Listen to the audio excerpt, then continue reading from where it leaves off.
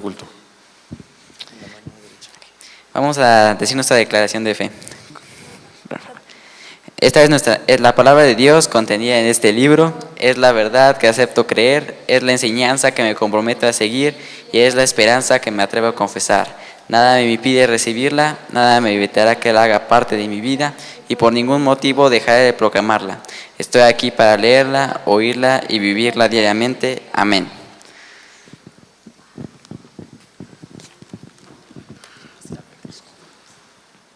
Amén, gracias a Dios. Y bueno, sí. Ahorita me pongo el micrófono, hermanos, perdón, es que me agarraron aquí las prisas. Pero antes de compartir la palabra, vamos a orar, hermanos, nuestra oración unos por otros. Es momento de que todos los que tengamos alguna necesidad, la expresemos poniéndonos en pie.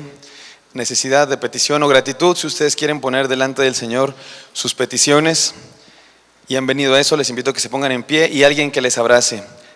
Peticiones o gratitudes, si hay alguien, pónganse en pie. No dejen a nadie solo, por favor, hermanos. Que todos tengan a alguien que ore por ellos. Hay una hermana, que hay jóvenes. No dejen a nadie solo, por favor. Venimos delante del Señor a poner nuestras cargas y nuestras gratitudes. Si es necesario que unos a otros nos sostengamos. Así dice la palabra de Dios. Volteen a sus lados, hermanos. Si ven a alguien que está solo, por favor, abrácenle. Vamos a orar. Bendito Padre Celestial, te damos gracias, Señor, muchas gracias por el privilegio enorme de estar en tu presencia y poner nuestras cargas, nuestras peticiones en tus manos, Señor. Es una bendición enorme poder descansar en ti, Señor. Estamos seguros que tú nos escuchas, no hablamos al viento, no estamos diciendo solo palabras, tú nos escuchas, eres real, Señor, y por eso te damos gracias, porque tú has prometido respondernos cuando clamamos a ti. Gracias, Señor. Te pedimos que ahora, Señor, todas nuestras cargas descansen en ti. Permítenos, Señor, experimentar salud en nuestras enfermedades, Padre. Todos los hermanos que están enfermos, permíteles experimentar tu sanación, Señor, tu toque maravilloso de poder. También, Señor, en nuestros trabajos, bendice los bolsillos de mis hermanos aquí presentes, Señor, bendice sus trabajos. Permítenos ser honestos en sus trabajos y experimentar tu bendición de manera económica, Dios. También te pedimos por nuestra salud emocional, nuestras relaciones, nuestras familias, Señor. Bendice nuestras familias, que haya amor, que haya perdón, que haya restauración, Señor. Ponemos en tus manos toda nuestra vida, todo lo que somos, nuestra mente, nuestro corazón, nuestro espíritu, nuestro trabajo, nuestra salud, nuestras relaciones. Todo en tus manos, Señor, lo ponemos en este momento. Y te pedimos, Padre, que hagas milagros en nuestras vidas, que podamos ver tu mano de poder maravillosa obrando y poder dar, Señor, testimonio de que tú eres real y que tu poder es real. Te lo pedimos en el nombre de Jesucristo, nuestro Señor y Salvador Jesús. Amén. Amén. Pueden sentarse, hermanos.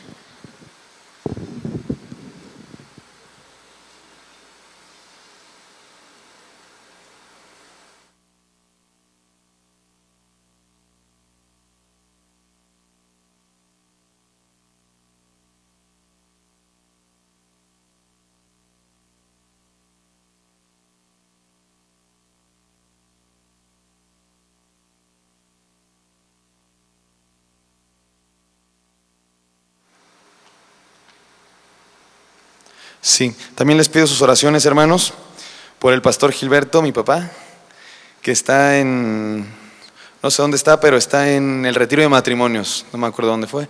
Y todos los hermanos que están en el retiro de matrimonios, oremos por ellos, que regresan hoy en la tarde, noche, si no me equivoco, oremos por ellos. Es una experiencia maravillosa la que ellos tienen allá. Uno no sabe porque no está casado. Los que están casados y no fueron, no deben faltar al próximo, hermanos, de veras, hagan planes. Pero oremos por ellos, que tengan un pronto regreso. Y entonces el pastor no está y yo voy a predicar. ¿Me perdonan? Disculpen ustedes. En el culto de las 8, cuando dije eso, vi unos hermanos que se salieron y ya, si se van a salir, háganlo cuando yo me voltee o algo, porque sí sentí feo, la verdad.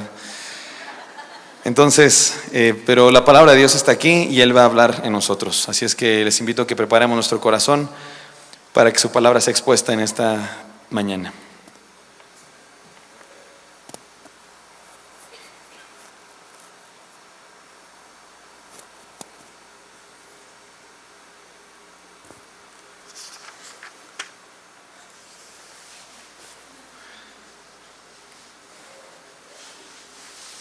Sí, bueno, sí.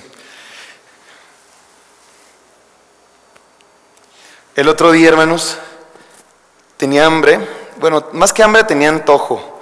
Saben ustedes, como eso de las 6:30 de la tarde, después de comer, ya pasaron algunas horas, y todavía no llega la hora de la cena, uno tiene hambre, ¿no? Da así como un antojito, como se me antojó algo dulce. Pero saben que tengo un problema porque desde que mi papá es diabético, ya no hay cosas dulces en la casa. Antes de que fuera diabético mi papá, la casa estaba llenísima, pero en serio llenísima de dulces. Dulces de leche, jamoncillos, tamarindos, palanquetas, alegrías, porque ustedes se los regalaban a mi papá. Y la verdad es que me siento bastante decepcionado de ustedes, hermanos, porque desde que mi papá es diabético ya no le regalan nada. O sea, ¿ustedes creen que solo él vive ahí en esa casa? ¿Uno qué? ¿Uno qué? Sufre uno, hermanos. Entonces no se crean, está bien que no regalen ya. Ahora regalan puras cosas sin gluten, hot cake sin gluten y pastel sin gluten, pero está bien, gracias hermanos. Pero ya no hay cosas dulces en la casa, entonces tenía yo ese antojo, entonces bajé a la cocina, abrí la alacena y nada, abrí los canastas, los cajones, nada. Yo de veras tenía antojo de algo dulce, ya me moría de ganas. Oh bendición del cielo, abro el refrigerador, uy, hasta ahorita se me hizo agua la boca. Un bote de helado de napolitano. Uy, yo en cuanto lo vi dije, Señor, oré, de veras, Señor, gracias Padre por tu bendición maravillosa. Se me hacía agua la boca, ya me imaginaba yo así frente al televisor con mi helado, comiendo galletas, esas suavicrema o algo así, y bien rico, ¿no? Abro el bote, frijoles congelados adentro. Frijoles, o sea, ¿entienden ustedes esa sensación de decepción y sufrimiento que ocurre? No sé por qué las mamás hacen eso, de veras. O sea, es algo que no entiendo. Hacen eso las mamás, ¿verdad? En la lata de galletas meten en el estambre y las costuras y no entienden a uno que tiene sentimientos y es bastante triste. Y la verdad es que les digo esto, hermanos, porque hay cosas que parecen ser, pero no son. Y eso es especialmente triste y trágico cuando es en el cristianismo. Ustedes lo notarán, en esta ciudad hay un montón de cosas, comunidades, instituciones y personas que se dicen cristianas, parecen cristianas, se denominan cristianas, pero quizá no lo son. Y ustedes lo notarán, ustedes viven en esta ciudad y ustedes sabrán que hay iglesias, hay comunidades y que se dicen cristianas y uno se pregunta, bueno, ¿cuál es la verdadera? Porque si aquella que hace estas cosas bien radicales, bien locas, bien raras, se dicen cristianos, y aquellos que hacen otras que nada que ver también son cristianos, entonces, ¿cuál es el verdadero cristianismo? ¿Nunca se lo han preguntado? ¿Cuál es el verdadero cristianismo? ¿El de allá, el de acá, el de acullá? Y hay un montón. Y entonces uno dice, ¿cuál es? ¿Qué es el que de verdad es cristiano? Y ahora, eso aquí en la Ciudad de México, hoy, pero imagínense en 2000 años de historia cristiana, a lo largo de todo el globo terráqueo, la cantidad de cosas, instituciones, comunidades, personas que se autodenominan cristianas, pero que son súper diferentes unas de otras. Y entonces uno se pregunta, ¿cuál es el verdadero cristianismo? ¿Cuál es la esencia del cristianismo? ¿Qué es ser cristiano? ¿Qué es lo que hace que una persona, una cosa, una institución sea cristiana o no? Se lo han preguntado, yo me lo he preguntado. Yo estudié historia en la gloriosa Universidad Nacional Autónoma de México, de la cual me siento muy... Ya acabé mi tesis, ya les dije. Ya no les dije, lo puse en Facebook, no sé si les había dicho, pero a lo mejor ustedes ni sabían que la estaba haciendo, pero duré como 18 años haciendo la tesis. No tanto, como 4 años haciendo la tesis. Pero ya por fin la acabé, gloria a Dios. Y estudié historia, y justo mi tesis es sobre historia del cristianismo. Y entonces uno cuando estudia la historia del cristianismo, uno se pregunta, ¿cuál es el cristianismo? Porque hay unos así, unos asá, unos dicen una cosa, unos creen una cosa, otros otra, unos hacen una cosa. ¿Cuál es el verdadero cristianismo? La respuesta es bien sencilla. Hay una sola cosa sin la cual no hay cristianismo. Y aunque haya todo lo demás, si no está eso, no hay cristianismo. Es bien fácil, Cristo. Si hay cristianismo, está Cristo. No importa si no hay sillas, si no hay templos, si no hay construcciones, si no hay canciones, si no hay himnarios, si no hay Biblia. Si está Cristo, hay cristianismo. Y no importa que haya, si hay canciones, si hay levantamiento de manos, si hay oraciones, si hay himnarios, si hay Biblia. Si no está Cristo ahí, no hay cristianismo. ¿Se acuerdan de Enoc? Enoc es un personaje de la Biblia. Enoc vivió allá en el tiempo del Génesis, de los inicios de la historia de la humanidad, literalmente en la época de las cavernas. Los hombres se vestían con pieles y habitaban chozas. ¿Qué tenía Enoc para ser cristiano? ¿Tenía templos? No. ¿Tenía himnarios? No. ¿Tenía canciones? ¿Tenía guitarras? No. ¿Tenía cursos de discipulado? No. ¿Tenía comunidades como esta? No. Sin embargo, tuvo una relación con Dios súper cercana. Dice la Biblia que tuvo una relación con Dios tan cercana, tan íntima, que Dios se lo llevó. Está bien bonita esa historia, ¿no? Estaba ahí Enoc caminando y de repente le dice: oye, Enoc, tú siempre estás hablando conmigo, tú siempre estás orando, de una vez ya vente al cielo. Sí, espérame, déjame nomás la vista. No, ya vente.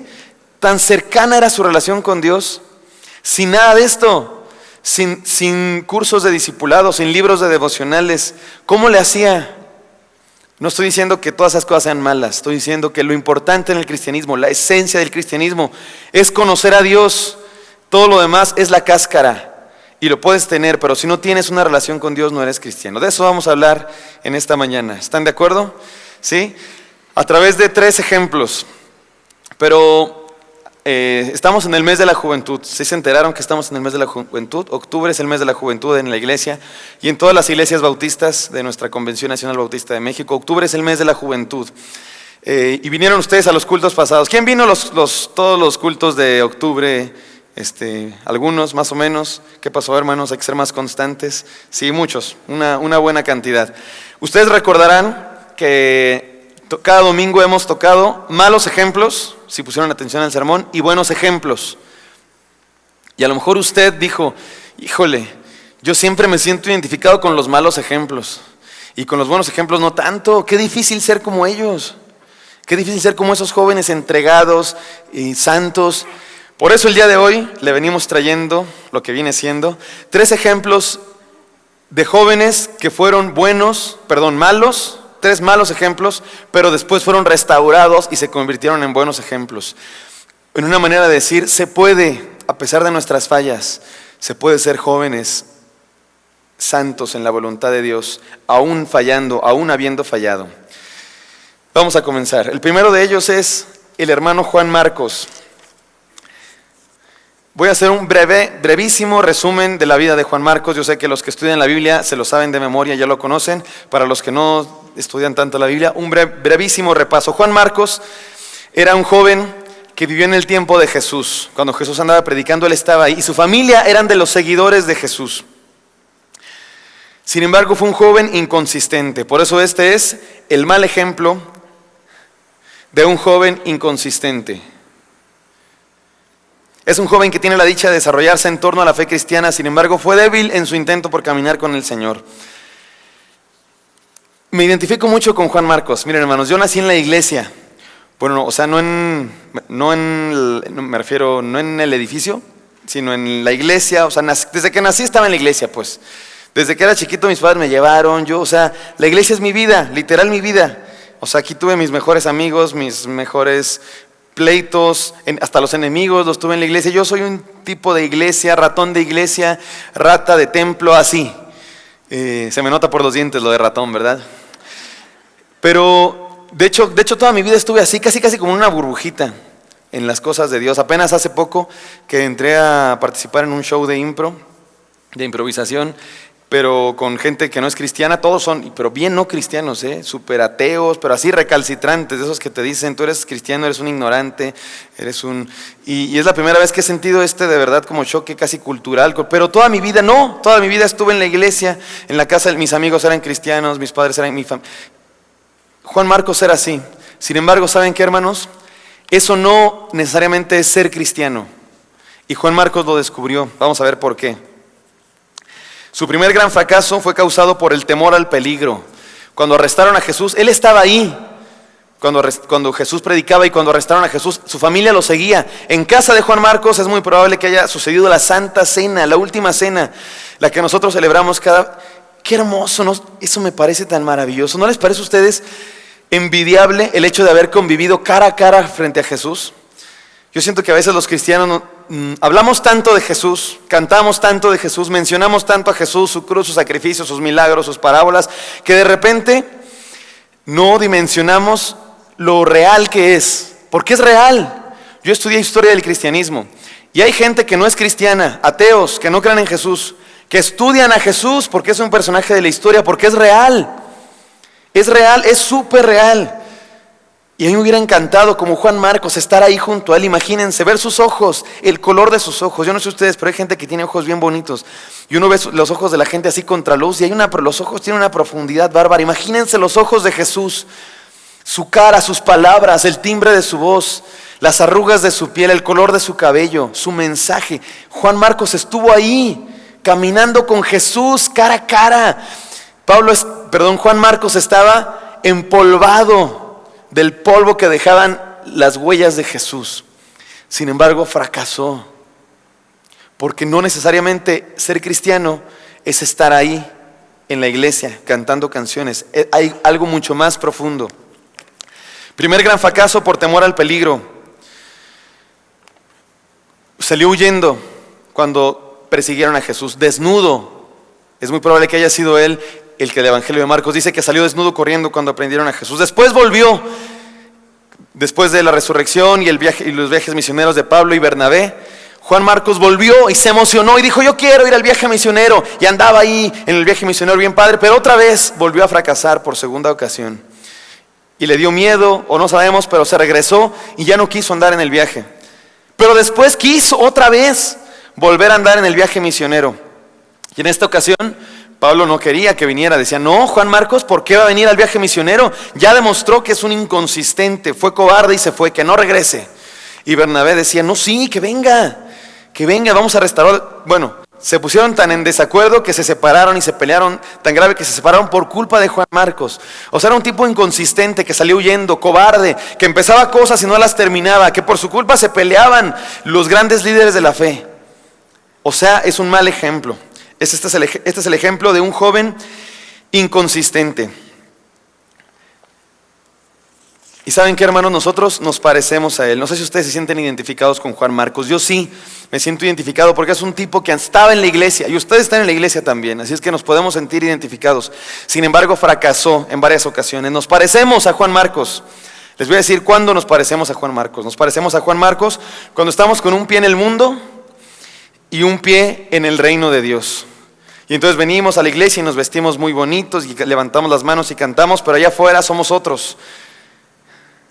Y cuando nos disfrazamos de cristianos, pero no lo somos. Porque ser cristiano no es ponerse un disfraz, es tener una piel nueva. No es ponerse un disfraz, es ser alguien, no es parecer, es ser. Y Juan Marcos tuvo momentos en su vida que fracasó, porque parecía y no era. Nos parecemos a Juan Marcos cuando vivimos el cristianismo por temporadas. Nos alejamos, regresamos, nos alejamos, regresamos, nos alejamos. Nos ha pasado. Nos enfriamos, ardemos con el fuego de Dios. Nos enfriamos y ardemos con el fuego de Dios. Juan Marcos le pasaba así y a nosotros nos pasa así a veces. Cuando iniciamos procesos, tareas o estrategias y no las terminamos, como estudiar, como terminar una carrera, como entrar al seminario, como leer toda la Biblia y nos quedamos por ahí de Deuteronomio, como ser parte de un ministerio o cumplir con un empleo. Empezamos cosas pero no las terminamos, como Juan Marcos, que empezaba grandes proyectos pero no los terminaba, se regresaba. Cuando hablamos, disertamos y filosofamos mucho, pero somos ninis espirituales y sociales o en diferentes áreas de la vida. Tengamos cuidado con el problema de la inconsistencia. Primer mal ejemplo, Juan Marcos, el ejemplo de un joven inconsistente. Vamos al segundo. Hermanas, en la pantalla, ¿será posible tener aquí lo que va apareciendo allá? Porque no veo nada más que una mancha verde. Gracias. El segundo ejemplo, el primero fue un joven inconsistente. El segundo ejemplo es el ejemplo de un joven religioso. Un joven religioso, apasionado por la religión, apasionado pero mal enfocado. Es don Pablo o Saulo de Tarso, como ustedes lo quieran llamar. Volviendo al tema de la historia de Jesús, a mí me encanta la historia de Jesús. Y en todas las historias hay protagonistas y antagonistas, ¿están de acuerdo? En la historia de Jesús, el protagonista, el héroe, es Jesús, claramente. ¿Quién ustedes creen que serían los antagonistas o los enemigos de Jesús? ¿Alguna idea? Los fariseos, ¿verdad que sí? Todos pensamos en la historia de Jesús, pensamos en el héroe es Jesús y los antagonistas son los fariseos. Y saben que está bien que pensemos eso, pero yo creo que por otro lado tenemos que pensar que nosotros somos mucho más parecidos a los fariseos de lo que creemos. De hecho, si Jesús viniera hoy, si Jesús viniera el día de hoy, si nosotros estuviéramos en la historia de Jesús, ¿sabes quiénes serían los fariseos? Nosotros, los que estamos en la iglesia. Porque nos parecemos, o sea, las circunstancias son las mismas. Los fariseos eran la gente que estaban ahí leyendo la palabra de Dios, los que practicaban la ley, los que hacían buenas obras, los que tenían buena reputación. Y seguramente también eran pecadores como nosotros, pero eran los que estaban ahí, los que estaban bien, los que hacían cosas buenas, los que venían a la iglesia, los que leían la Biblia. ¿O a poco usted, a lo mejor sí, pero a poco usted se siente identificado con las prostitutas y los publicanos y todos los pecadores que tenían malísima reputación y que eran vistos mal por toda la sociedad? Porque ese es como el otro lado, ¿no?, de la historia de Jesús. Nosotros somos los fariseos. Y eso está muy bien porque nos podemos sentir identificados con el ejemplo de Pablo. Pablo era fariseo de fariseos, era un tipo religioso, apasionado por la ley, a tal grado que llegó a matar por perseguir a los cristianos. Era un joven con una gran convicción respecto a sus ideas. Creía con todo su corazón en la ley. Era un apasionado de su religión. No toleraba a nadie que pensara diferente. Estaba de acuerdo con la muerte de un cristiano, ¿se acuerdan? Sin embargo, era un ignorante. Él mismo reconoce años después que hacía todas esas cosas por ignorante. En resumen, era un joven sin un propósito espiritual verdadero. Nos parecemos muchas veces a Pablo, hermanos, los que estamos en la iglesia. Leemos la Biblia, nos portamos muy bien. ¿Y saben qué? En un sentido todos somos así y no está tan mal en un sentido. Porque miren, usted en la mañana se peinó, ¿sí? Bueno, los que tienen cabello, ¿verdad? Algunos como yo que ya nos queda poco, ahí hacemos el intento. Usted se peinó en la mañana, se vistió, se puso perfume. ¿Por qué? Porque iba a salir y la gente lo iba a ver. Si usted un día no va a salir, no se peina, se queda ahí con el gallo, a lo mejor una pasadita ahí pero leve, y no se viste bien, se queda ahí con esa playera de las ranitas que dice Huatulco, ¿verdad? Así abrazados, siempre todos tenemos esa playera, no sé por qué. Y usted no se viste bien, porque nadie lo va a ver, porque muchas de las cosas que hacemos, las hacemos porque nos van a ver los demás. Y en un sentido no está tan mal, es normal, pero ¿saben qué está mal? Que hagamos las cosas para fingir, para aparentar. Y así son los religiosos, así somos los religiosos muchas veces. Nos portamos, nos disfrazamos de cristianos. Sí, hermano, ¿cómo está usted? Congratulado por la gracia insondable que nos cubre del amantísimo. Y hasta oramos, cuando oramos a veces no somos nosotros cuando oramos. ¡Oh, amantísimo Padre! Te pedimos, Señor. ¿Quién habla así? Digo, si tú hablas así, está bien que ores así. Pero si no hablas así, ¿por qué vas a orar así? ¿Por qué tienes que cambiar? ¿Por qué tienes que ser otro? Por hipócrita. Jesús les dijo a los fariseos: hipócritas, sepulcros blanqueados, porque adentro tienen un muerto, pero por fuera se ven muy bonitos. Así somos los religiosos muchas veces. Este es el mal ejemplo de un joven mal enfocado. Y somos así, nos parecemos a él. Cuando somos radicales en las ideas que tenemos, aun cuando somos inexpertos e ignorantes, cuando no sabemos distinguir entre las ideas, los eventos y las personas, y luchamos contra todos y contra todo. Pasa mucho, hermanos, pasa mucho en la iglesia del Señor, que de repente, y entre los jóvenes pasa constantemente, que descubrimos alguna nueva doctrina o alguna nueva verdad y nos apasionamos por ella y andamos predicándosela a todos como si fuera una nueva conversión, como si no creer esa doctrina fuera no ser cristiano. Y se las predicamos a todos apasionados y criticamos a los que no creen lo mismo. Incluso insultamos a los que no creen igual que nosotros. ¿Y saben qué? Ser cristiano es mucho más que eso. Sí es tener doctrina sana, por supuesto, pero no importa que tengas buena doctrina. Si no tienes a Cristo en tu corazón, no eres cristiano, aunque tengas la mejor doctrina del mundo. Jesús, me recuerda mucho a lo que dijo Jesús, que en el final de los tiempos iba a estar Jesús, iban a llegar personas. Señor, en tu nombre echamos fuera demonios. Y Señor, en tu nombre compusimos canciones y grabamos discos. Y Señor, en tu nombre sanamos enfermos. Y en tu nombre tuvimos seminarios y enseñamos la sana doctrina. Y Jesús les va a decir: no los conozco, no sé quién eres. Así de fácil, no sé quién eres. Porque nunca te relacionaste conmigo. Porque estuve enfermo y no me cuidaste. Tuve hambre y no me alimentaste. Tuve sed y no me diste de beber.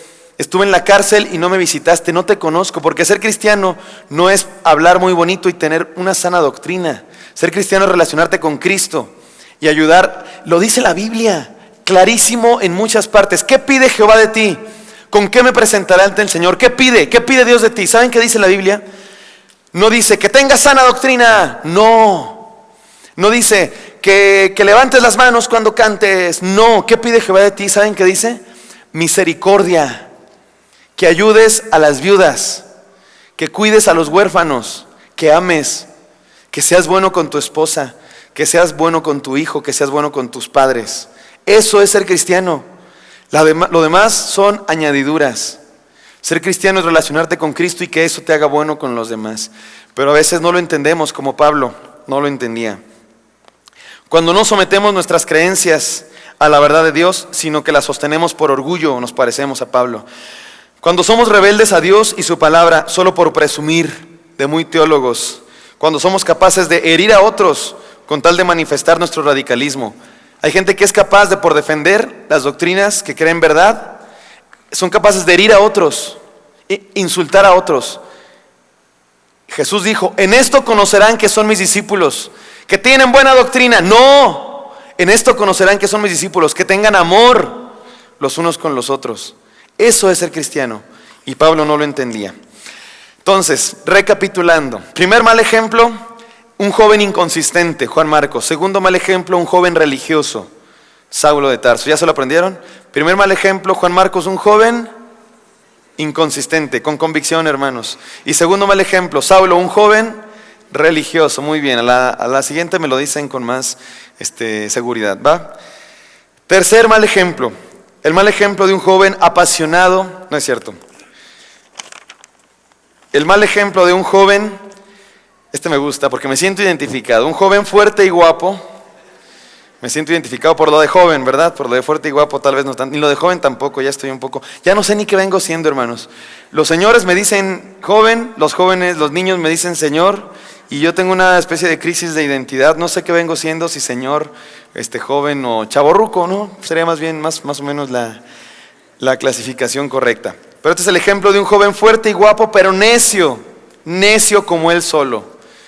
¿Quién creen que sea? Sansón, muy bien, punto para los que vienen de camisa de vestir. Sansón, un joven fuerte y guapo, pero necio como él solo.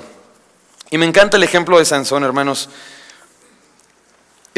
Vamos a recapitular un poco la vida del hermano Sansón, sobre todo para los que no la conocen, o para los que solo la han conocido a través de Chespirito. Chespirito tenía un programa de Sansón, yo lo vi, me gustaba mucho, pero generalmente en las películas, historias así, no cuentan la historia real. Uno lee la Biblia y se parece, pero no es lo mismo, es diferente, ¿verdad? Entonces Sansón fue un milagro de Dios, Sansón. Los padres de Sansón no podían tener hijos y pidieron un hijo y nació Sansón, fue un milagro de Dios. Y desde su nacimiento, escuchen esto, hermanos, desde su nacimiento Sansón había sido consagrado para Dios. Lo consagraron para Dios. Y Sansón era una persona que tenía un pacto con Dios, y ese pacto tenía un simbolismo, varios simbolismos, y uno de ellos era que no se cortaban el cabello. Por eso Sansón tenía el cabello largo. No es que su fuerza estuviera en el cabello, no tiene nada que ver. Su cabello era simbolismo de su pacto con Dios. Y Sansón comenzó muy bien. Empezó a dirigir al pueblo de Dios a vencer a los que los oprimían. Y el pueblo estaba sometido al yugo extranjero. Y Sansón los liberó, matando filisteos. Y Sansón era un líder, guapo, fuerte, ungido por Dios, con el favor de Dios. Y estaba teniendo mucho éxito. Pero aquí viene la parte triste, la tragedia. Sansón empezó a caer en la tentación de destruir su pacto con Dios por andar con mujeres extranjeras, por andar en cosas que no debía y juntarse con los paganos, y terminó traicionando el pacto de Dios con su vida. Y esa traición también está simbolizada por su corte de cabello, y Dios lo abandonó y terminó sus días de una manera tristísima, hermanos, tristísima. Capturado por los filisteos y terminó trabajando como bestia de carga.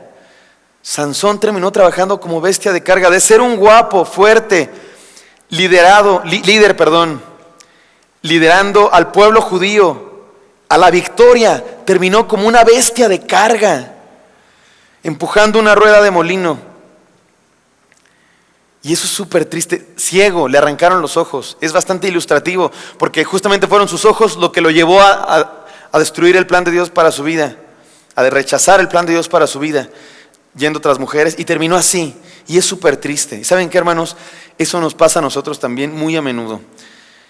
Después de una vida llena de errores, su debilidad por las mujeres le hizo terminar fracasado.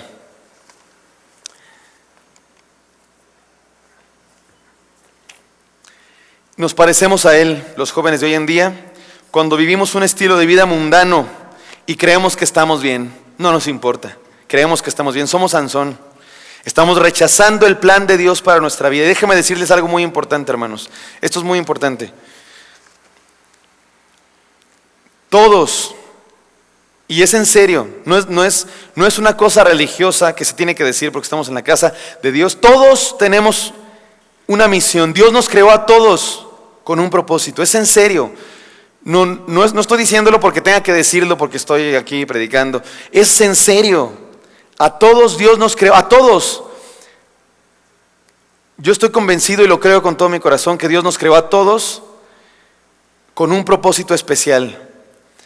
Creo que esas promesas de la Biblia, aquello que dice, mi embrión vieron tus ojos, en el Salmo, mi embrión vieron tus ojos. Y también al profeta le dice, antes de que nacieras, yo ya te había puesto por profeta. Yo creo que eso es para todos, vale para todos aquí. En serio, créanlo. No estoy diciéndolo como asunto religioso, es de verdad. Dios tiene un plan para cada uno de nosotros, es verdad. Desde antes de nacer, Dios nos amaba y nos había dado una misión. Estoy convencidísimo de eso. Creo en ese Dios, el Dios que es amor, no el Dios que es juicio y crea a unos para el infierno. Creo en el Dios que nos creó a todos con un propósito particular. Y nosotros muchas veces nos alejamos de eso. Y nuestra vida llega a ser tan triste como la de Sansón. Un hombre con un propósito de Dios para su vida, que llega un momento en el que está empujando una rueda de molino como un animal sin ojos. ¿Nos hemos sentido así, hermanos? ¿Nos hemos sentido como Sansón? Y hemos actuado muchas veces como él. Cuando sobrevaloramos el sexo sin entender los valores espirituales más altos. Cuando desobedecemos a Dios y a los padres por capricho. Porque Sansón desobedeció a sus padres. No te juntes con esas mujeres extranjeras. Y ahí va Sansón, no me importa.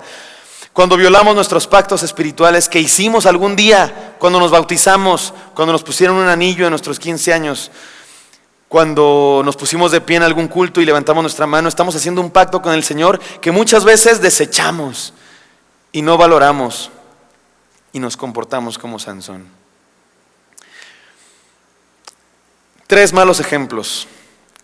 El mal ejemplo de un joven inconsistente, el mal ejemplo de un joven religioso y el mal ejemplo de un joven mundano.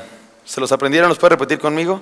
El mal ejemplo de un joven inconsistente, el mal ejemplo de un joven religioso y el mal ejemplo de un joven mundano que anda en los placeres de la vida.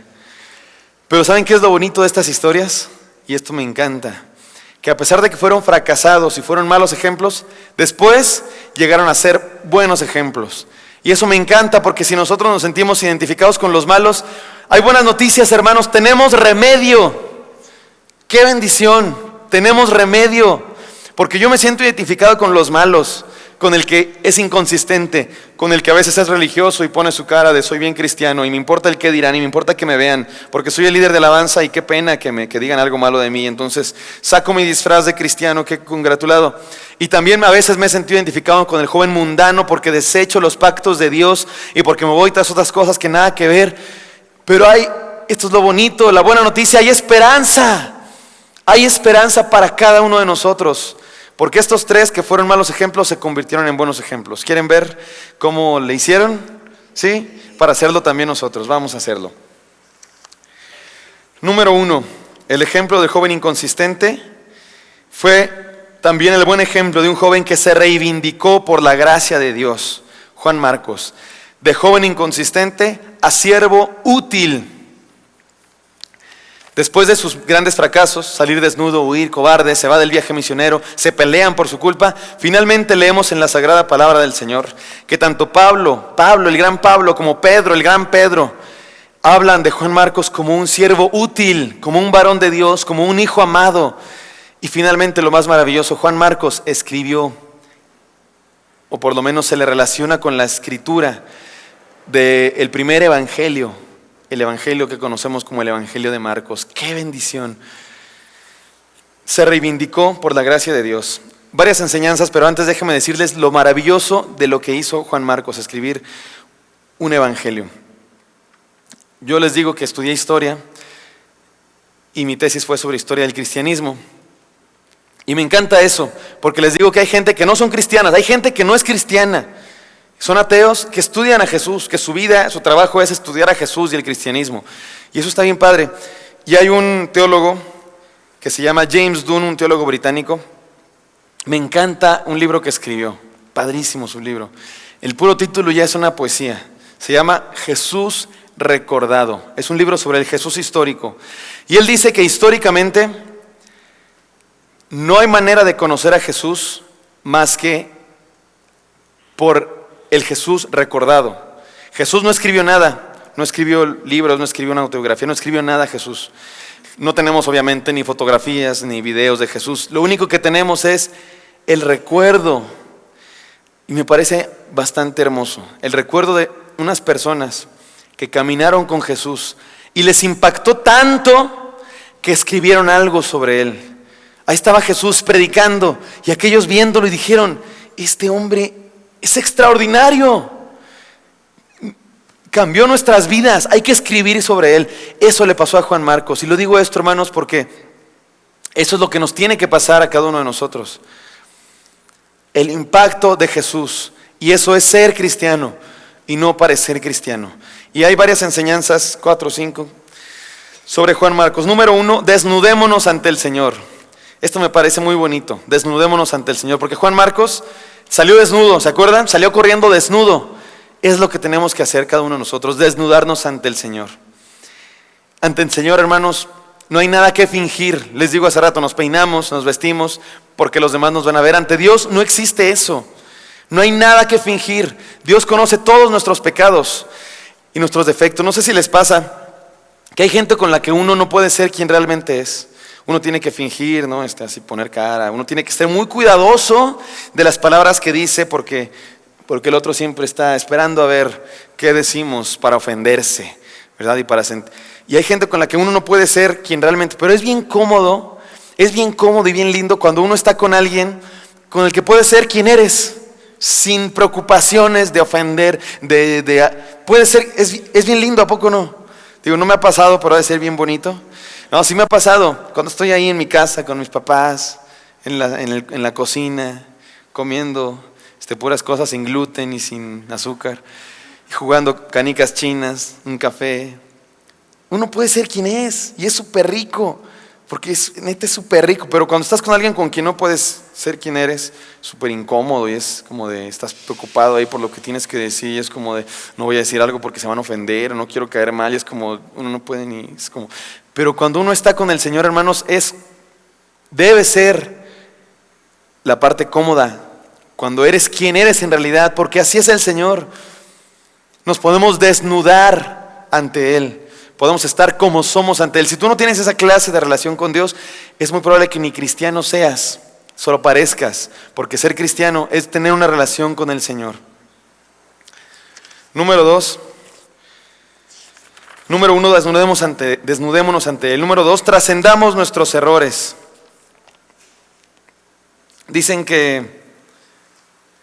Dicen, no me consta, porque no soy biólogo, pero dicen que los elefantes no los capturan adultos. Uno no captura un elefante adulto, los capturan de niños, porque los adultos elefantes son muy fuertes y no se dejan, y ya en cautiverio no se están quietos y quieren ser libres siempre, pero los capturan niños y aprenden a estar en cautiverio, dicen. Y esta gente que los lleva a los circos y a los zoológicos, y dicen que les amarran una cadena a una pierna, a una patita, con una estaca clavada al suelo, y que el elefante chiquitos, bebé, se quiere escapar, pero no puede porque está clavado al suelo. Y entonces tienen muy buena memoria los elefantes, aprenden que no puede escaparse y lo deja de intentar finalmente. Crece y se convierte en un monstruo, una bestia. Los elefantes son los animales terrestres más grandes que existen. dicen.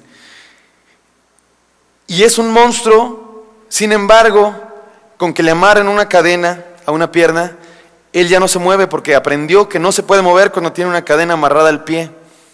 Él podría desatarse fácilmente y romper la estaca, desclavarla fácilmente porque es súper fuerte, pero aprendió que no puede. Y está ahí quieto porque tiene una cadena amarrada al pie. Qué triste. Y así nos pasa a nosotros, nos pasa. Aprendimos que no podemos. Aprendimos que no somos capaces. Nos dijeron, o los errores de la vida nos enseñaron eso. Y ahí estamos cayendo con el mismo error una y otra y otra y otra vez. Y ahí estamos en el mismo vicio, siempre. Y uno dice, es que no puedo dejar de hacer esto, no soy capaz. Y sabes que es cierto, no eres capaz, pero sí se puede. Juan Marcos lo logró, trascendió sus errores. No por él, no por sus fuerzas, por la gracia de Dios se puede, hermanos. Ser cristiano es eso, es trascender los errores, es desnudarte ante el Señor, es trascender los errores por la gracia del Señor. Número 3 que nos enseña Juan Marcos: persistamos hasta el final y aceptemos el desafío a trascender. Eso es lo que hizo Juan Marcos. Incluso escribió un libro que está ahora en nuestras Biblias y que lo podemos leer. Seamos como Juan Marcos, un joven inconsistente que llegó a ser un siervo útil para el Señor. Segundo buen ejemplo, que era el religioso, ¿se acuerdan? El hombre religioso se convirtió en un buen ejemplo también. El buen ejemplo de un joven que aceptó una nueva fe, una nueva verdad y se convirtió en apóstol. Pablo, de legalista, llegó a ser asesino y mártir de la fe. Es increíble lo que le pasó al apóstol Pablo. De ser un perseguidor de cristianos, un religioso apasionado, se convirtió en un cristiano que andaba por todas las partes de las ciudades del Mediterráneo compartiendo el evangelio de Jesús. Y eso es maravilloso, porque eso es ser cristiano. El ejemplo de Pablo es el ejemplo más famoso de la Biblia. De hecho, es la conversión más famosa del cristianismo. Y es maravilloso, porque ¿saben qué? Nos relata muy bien lo que es ser cristiano. No sé si a ustedes les pasa, les preguntan en los vecinos, en el trabajo: oiga, compadre, ¿y usted es cristiano? Sí, yo soy cristiano, compadre. ¿Y a poco no les ha pasado que le dicen: eres cristiano? Ya te lavaron el cerebro. ¿Les ha pasado? A mí recientemente me está pasando mucho, no me había pasado hasta hace poco. Ya te lavaron el cerebro. Sí. No, sí, es que los cristianos siempre te manipulan, te manejan tu mente y te lavan el cerebro para que des ofrenda. Es lo que quieren, tu dinero. Y te manipulan. Y saben que eso no es cierto, nada que ver.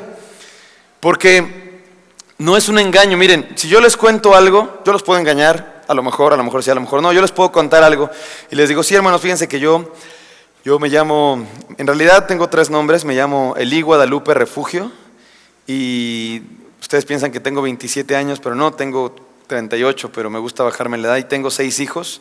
Nací en la ciudad de Bagdad, allá en el oriente, y los puedo engañar. Bueno, ahorita seguro no los engañé porque fueron muy malas mis mentiras, pero a lo mejor los puedo engañar porque es algo que te cuento, y algo que te cuento puede ser mentira. Pero el cristianismo no es algo que te cuento, el cristianismo es algo que te pasa, y algo que te pasa no puede ser mentira, porque lo experimentas. Es como si tú vas a las vías del tren, pasa el tren, te mocha las piernas, ya estás en el hospital, y llega un amigo y dice: ¿qué te pasó? Me mocharon las piernas el tren. No es cierto, te engañaron para que creas eso, pero en realidad no te mocharon. Sí, me mocharon, mira, no tengo piernas. Eso es el cristianismo, no es algo que te cuentan, es algo que te pasa. Yo estaba ahí cuando Cristo me salvó, yo estaba presente cuando Cristo me salvó.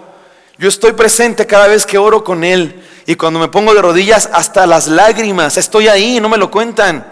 Estoy ahí cada vez que le pido perdón por mis muchos pecados y Él me restaura y me perdona. No me lo platicaron. Estuve ahí, estoy ahí. No es algo que te cuentan, es algo que te pasa. Así le pasó a Pablo. Iba camino a Damasco persiguiendo cristianos y de repente: Dios, ¿por qué me persigues? Y fue transformado radicalmente. Y eso es ser cristiano y no parecer. Eso es ser cristiano y no otras cosas. Atrevámonos a ser como Pablo, que estuvo dispuesto a cambiar sus convicciones por la palabra de Dios.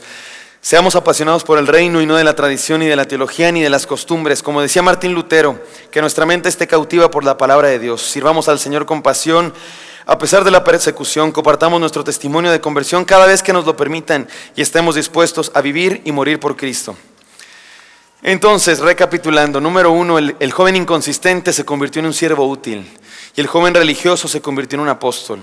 Y el último, el joven mundano. Este es el que más me gusta, el joven mundano. Finalmente cumplió con su misión. Sansón, de patán a héroe libertador. De mundano a un hombre que cumplió la misión de Dios para su vida.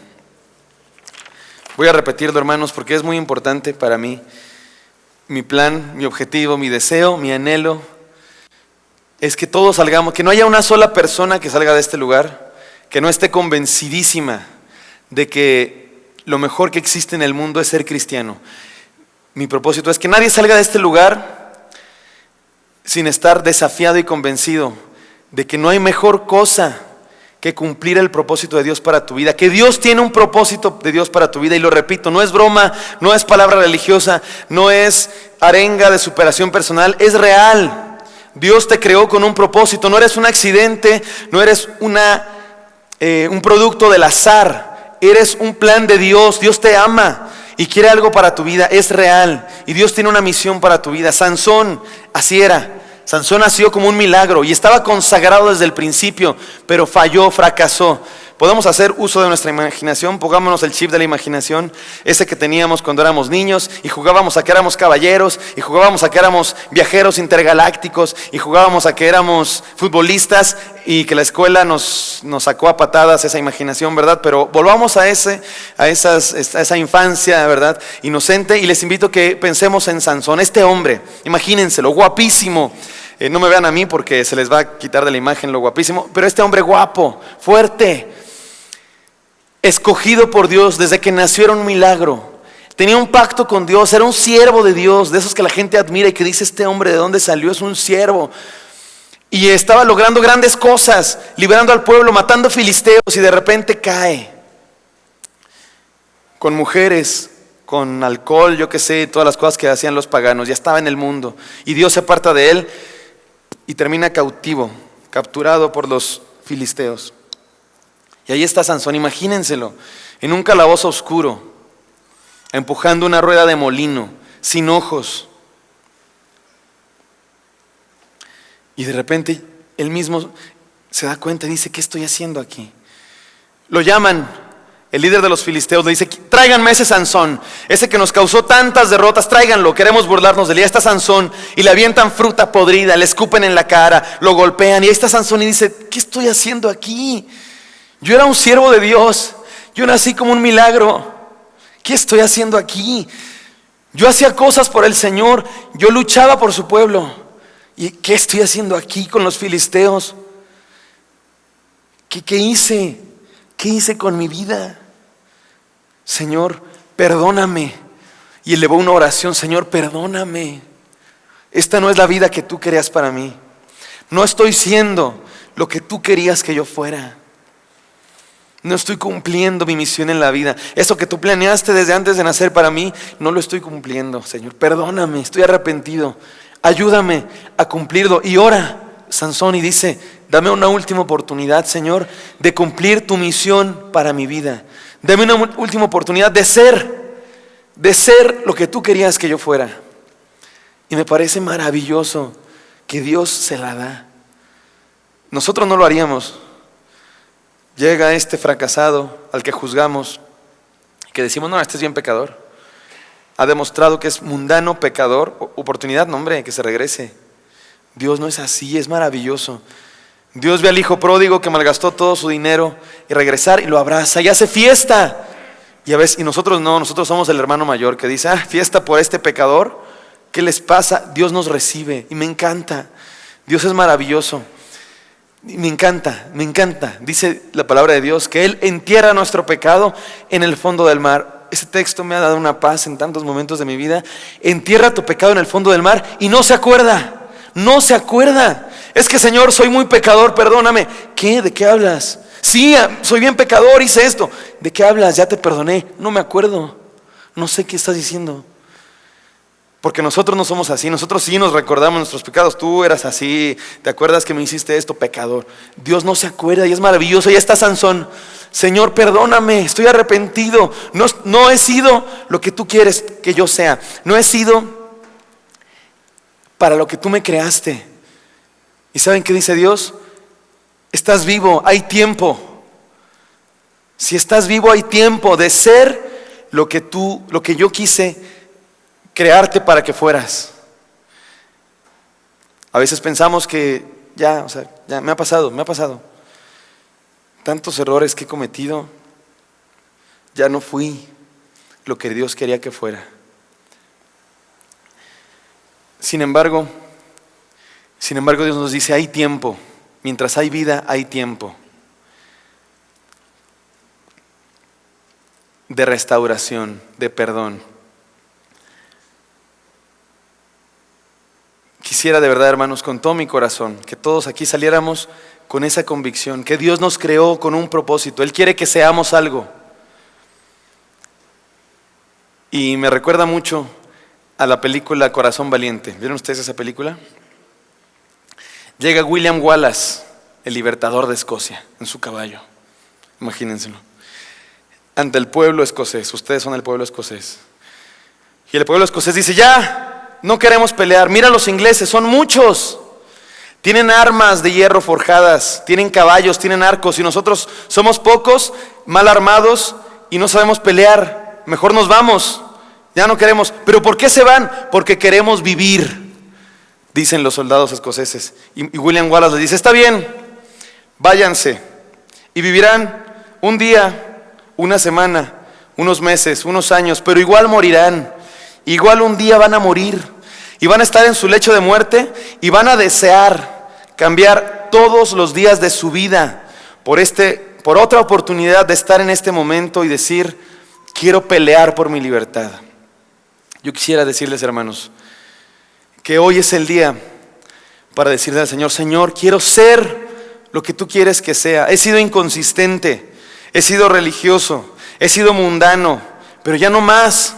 Quiero ser lo que tú quieres que yo sea. Quiero cumplir tu misión para mi vida. Quiero ser restaurado. Quiero ser perdonado por tu gracia maravillosa. Si hay alguien que le quiere decir al Señor, vamos a responderle en oración. Bendito Padre Celestial, te damos gracias, Señor, por tu gracia maravillosa en nuestras vidas. Gracias, Señor, porque tú eres fiel. Gracias porque nos tienes, Señor, aquí escuchando tu palabra. Y gracias porque nos perdonas de nuestros pecados. Te pedimos, Padre, que restaures nuestras vidas, Señor. Ya no queremos andar vagando en la inconsistencia, deambulando, Señor, en el mundo y en la religiosidad. Queremos ser siervos de verdad. Queremos ser lo que tú quieres que seamos, Señor, para lo que nos creaste. Eso es lo que queremos. Si hay alguien aquí que le quiere decir eso al Señor de todo corazón, le invito a que se ponga de pie y que se lo diga al Señor de esa manera, poniéndose de pie. Dios bendiga a los que se están poniendo de pie. ¿Alguien más que le quiera decir al Señor, Señor, quiero ser aquello para lo cual tú me creaste? Si hay alguien así, le invito a que se ponga de pie. Última oportunidad. Si le queremos decir al Señor, perdóname, Señor, por ser inconsistente, religioso o mundano y quiero ser restaurado. Póngase de pie en su lugar. Dios les bendiga. Vamos a orar. Bendito Señor, aquí está tu pueblo, Padre. Recíbenos, transfórmanos, te lo pedimos, Señor. En el nombre de Jesucristo, nuestro Salvador. Amén.